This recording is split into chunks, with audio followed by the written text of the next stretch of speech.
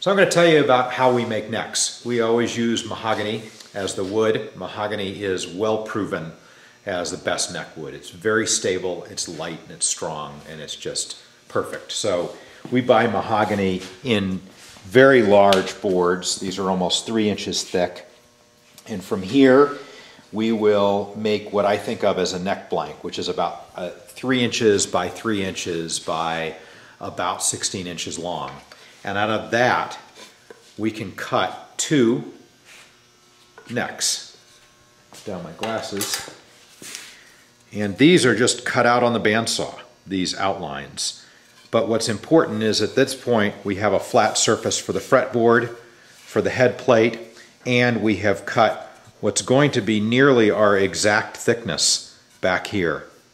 We've also routed the dovetail in that neck, and we always dovetail our necks to the body. It is by far and away the strongest joint and the best way to register the neck to the body. This line here, where we've routed out, is for a graphite strip. Now in guitars they have an adjustable truss rod so they can adjust the amount of relief in the neck. The ukulele has far less string tension. We don't need an adjustable truss rod, but we may be the only people, I don't know of anybody else that's inlaying graphite, and we do that because we want these to last many lifetimes and we want the neck to be solid and stable. So this is a neck blank. Here you go, Aaron. Thanks. And from there, we glue on our head plate overlay and trim it to size and cut where the nut's going to be. We've epoxied in our graphite strip, and here we've glued in a fretboard and just taken on the bandsaw and trimmed off the wings. So you can see we still have that same neck blank from before, and now we're going to shape this. Side. These are, by the way, these are microplanes. Those of you that like to cook, it's the exact same company that makes microplanes for the kitchen, for zesting lemons and things like that, grating cheese. But you can see this goes through the mahogany very quickly, and yet it leaves a pretty smooth surface. I can go right from the microplane to sandpaper. Taking care here not to hit the fretboard, and I'm already getting the profile that I want to get for that fingerboard, or for the neck, I mean, width. Okay, next I'm going to use this spoke shave. It's a curved blade, and I'm just going to connect these 2 areas that I made on the microplane. And you can see that I'm still, every time I carve, I'm trying to maintain that profile that I set up with the microplanes.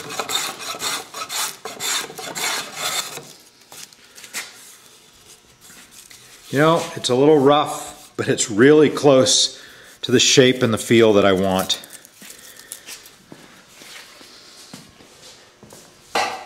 Okay, next up, just going to save a little bit of sanding work here. I'm going to round over right here around the headstock.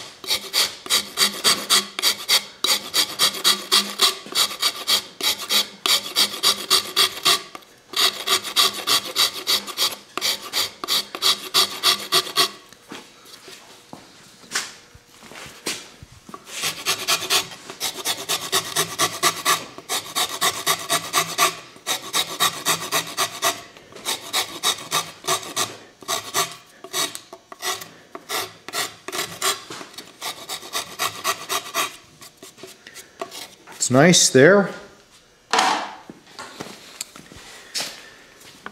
Next I've got to work on this heel.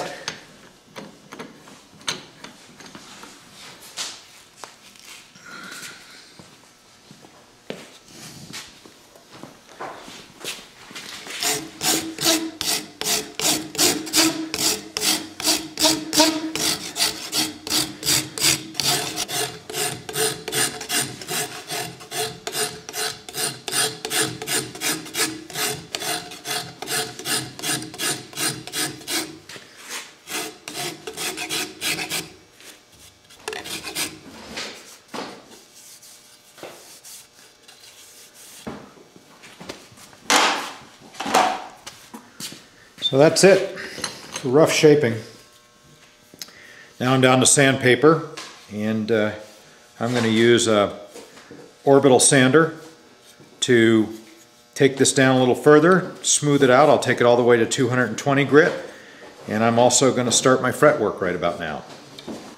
So now I'm just going to do some shaping, and I'm going to start out with 80 grit sandpaper, and I'm going to take out my microplane marks. I'm also going to sand off the glue that squeezed out when I put the fretboard on. You'll also see me putting the initial 45-degree chamfer on the frets. Now, the way we like to shape our fretboards, we want the widest point not to be at the frets, but to be halfway down the fretboard or so. So that if you looked at a cross section, it's shaped like that, and it actually comes in a bit. The reason is when you're playing and you run your fingers down, I don't want you to hit frets or metal. I want the fingers to actually be running down this little spot that's just down the fretboard. So that's what we're going to do.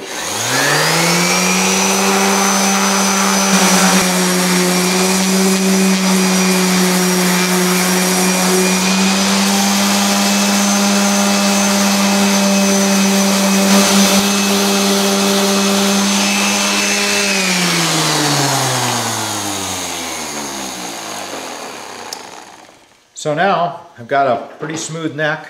I've taken out all of those rough marks from the spoke shave and from the microplane. I haven't yet put that angle in the frets. I've taken off the glue squeeze out. I've sanded the end of the frets very lightly. I'm really supporting all the weight of the sander in my right hand and just barely sanding the frets level until I can see the sandpaper touching the edge of the fretboard. So now I'm going to sand that angle.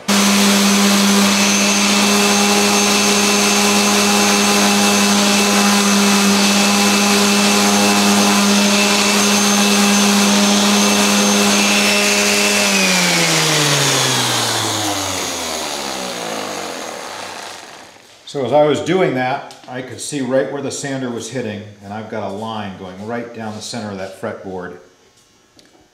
Right down there that I can see. This is angled in, and then it goes around. Perfect shape.